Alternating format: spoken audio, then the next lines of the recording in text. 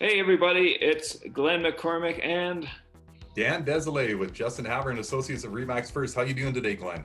doing wonderful, thanks. And yourself? I'm stellar. Thank you for asking. Good. As you all might notice, or maybe not out there, that we're in a super hot market, which is unusual for January in any given year. But things are just unusual these days. So I guess shouldn't be any surprise. So let's just let Dan take it away with our Calgary stats. Go ahead, buddy. Wonderful. Thank you very much, Glenn. It's been squirrely to say the least. Feel free to use that word as much as you want. I don't have it. I don't have it copyrighted. Okay, so pay attention. There's going to be a quiz. We're doing this rapid fire. All right, starting now. So looking at January this year versus January last year, let's look at semi-detached. 67.86% increase in sales. New listings decrease of 11.67%. Active listings decrease of 40.80%. Pending, there was no pending in January of last year. This year, 26 pending. And days on market is down from 71 to 59.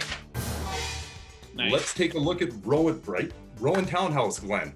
Okay. Total sales, 32.74% increase in total sales. New listings, we are increased by new listings on this one by 9.73%. Active listings is decreased by 8.77%. No pending sales here in January of last year. This year, 34. Days on market is down by 15.19%. We're seeing a trend here. Let's keep going. Yep. Detached homes. New sales increase of 42.14%. New listings decrease of 8.02%. Active listings decrease of 32.33%. Pending, we are increased by 378.38% for January this year versus last. Days on market is down by 13.11%. All right. What else? Now we're at apartments. Oh yeah, those things. Apartments, right? The ones where we always have doom and gloom. Yep. Well, here we go. Total sales increase of 26.53% over last year. Nice. New listings, there was a decrease, 2.82%. Active listings decreased by 1.72%. Pending is an increase of 210%. Days on market has gone down by 15.58%. Yeah. So I got a comment on all that. Still pretty crazy.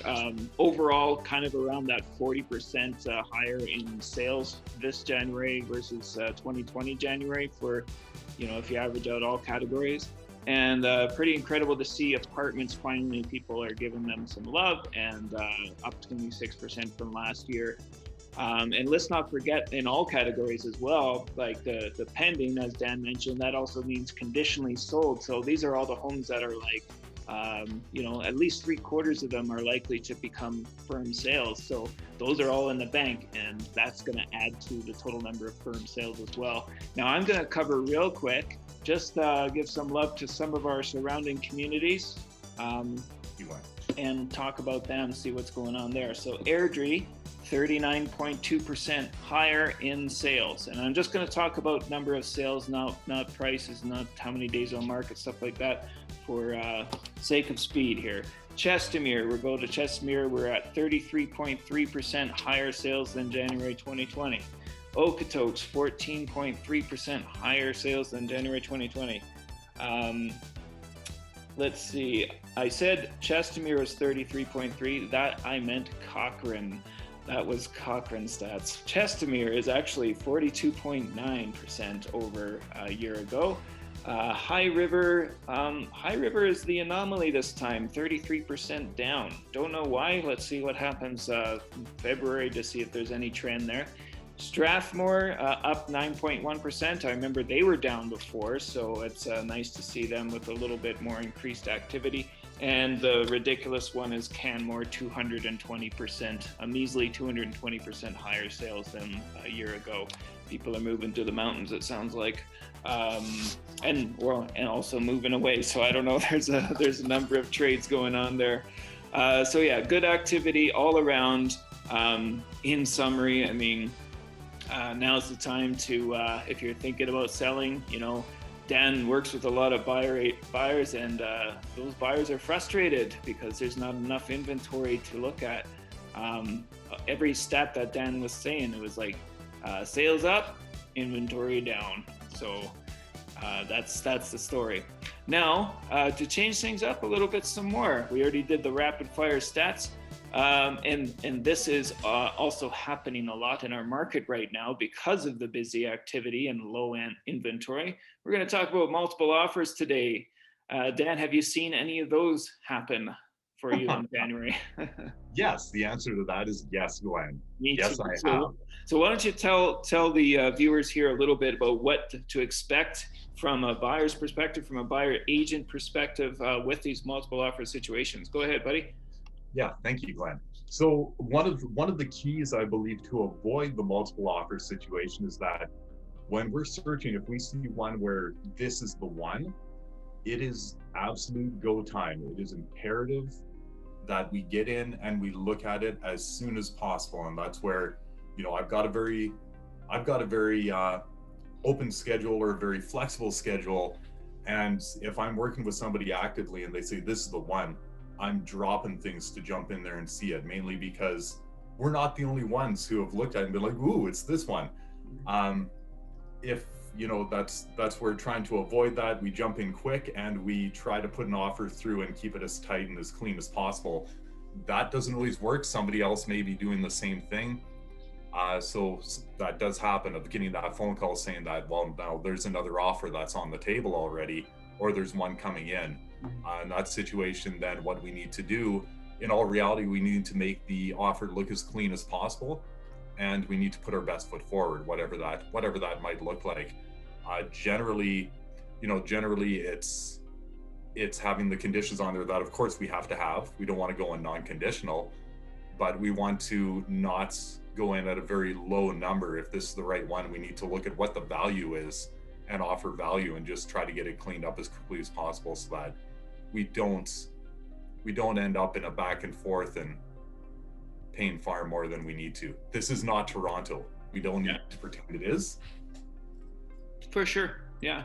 So, I mean, most of the time, if you're a buyer, you're going to get into a multiple offer. Like, what are you seeing, Dan? Is it usually like your buyer and then one other out there, or is it like three or more? Like, how many offers are you usually seeing in a situation like that? It's usually myself and one other buyer's agent. And yeah, because that's what I heard about Ontario. It's like, 67 offers. Yes. I wouldn't want to be on either end of that, to be honest. Can you imagine having to look through 67 offers, I guess? But I suppose there's a good sale price at the end. Now, I guess each and every house is different. Each and every strategy is always different. But I wanted to talk about a few things from the seller's perspective here. So when you have the fortune of receiving more than one offer at a time, it's the listing agent's responsibility. We have to disclose to all offering parties that another offer has been received. So people will be aware that they're in multiple offer situations, unless, of course, we are instructed in writing otherwise. But this is the norm. This is what happens more often. We do not disclose the offer price or the possession or different terms like that to either of the offering parties. To those offering parties, it's a blind offer, Dan? Like, you don't know what the other guys are offering. So usually, if you really want the house, you're going to have to offer your best. Put your best foot forward, because the other party is most likely going to be doing the same thing. The fact that you're in a multiple offer means that you have two parties or two or more parties that actually really, really like the house and want to buy it. Because we've seen before where, I know I've been on the seller side where all of a sudden we're in a multiple offer situation. But then once I disclose that to all parties, one of them backs out because they don't like the stress of being in a multiple offer, which just means they wanted a massive discount on the property anyways. So anyways, I digress. So anyways, what we do then is we present all the offers at the same time, or back to back rather. And the sellers, then you get to choose the one that you like best. But one thing I just wanted to say is don't just look at price. Obviously, your agent's going to go through does the possession day work for you? Is there anything funny in the terms, like they're asking you to put an all new roof in? What are their conditions? Do they have financing and property inspection? Maybe the other offer doesn't have any conditions. That's more rare, but if it didn't have any conditions, then that's a firm sale once it's signed, you know. So is that worth giving that party a little bit of a discount? So a lot of different considerations. And then the one last thing I want to say, when you do decide which party you want to work with, you do have the option of just signing on the line and making it either a firm or a conditional sale. But you also do have the option of going back to that party and saying, you know, we'd like to work with you, but you know, we're hoping to close at this price. So maybe if that offer that you like best is still not high enough, you do have the option to ask for higher. They don't know. Maybe they feel like you chose them because your seller likes them, because maybe you sent a bio or a short bio. Also a good strategy, right, Dan? Yes, it is. But yes. Yeah. So, but yeah, I mean, again, every situation is different. Sometimes it's not always best to ask for more money, because what you're doing there is also increasing the possibility of buyer's remorse as well. Most likely those buyers have already put their very best foot forward. So yeah, discuss with your fantastic agent what's the best method.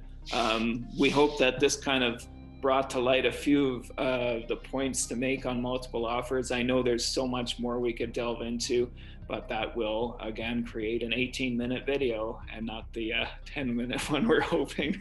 But anything else to add there, Dan? Yes, I'm not. We're not going to dig too deep into this because I'm not giving away my strategies. Yes, for sure. I'll give away a free one because this benefits everybody. If you pick one offer, if the other one's still pretty good, give them the news as nice as you can. Sorry, we didn't select your offer, but you know, my sellers would be interested in accepting yours as a backup, you know, if your sellers actually are. And Dan, that's a pretty good idea usually, isn't it? Like, I'd say 20 to 25% of deals don't come together on average. So wouldn't you want to be first in line if that house hits the market again, rather than all of a sudden you're in multiples again, right? That is absolutely correct, Glenn. And that, you know, that brings up the other important topic of the fact that get the pre-approval 100% in place, because nowadays when it's go time, it's go time. We don't want to have that in the way. It is relatively quick and painless to get that pre-approval done, and then we can hit the ground running. Yeah. Because we don't want any of our clients to be the ones who don't end up being able to waive due to finance. Yeah, exactly. So yeah, I think that's about it. Let's wrap it up for now, Dan. And you know, if you guys have any questions out there, feel free to email us or call us anytime if you have ideas for topics as well. But we got lots coming to you anyways. So yeah, let's see how February goes, everybody. Have a wonderful time. And awesome. We'll see you next week. Good to see you again, Glenn. You have a great rest of the day. Take care. Bye.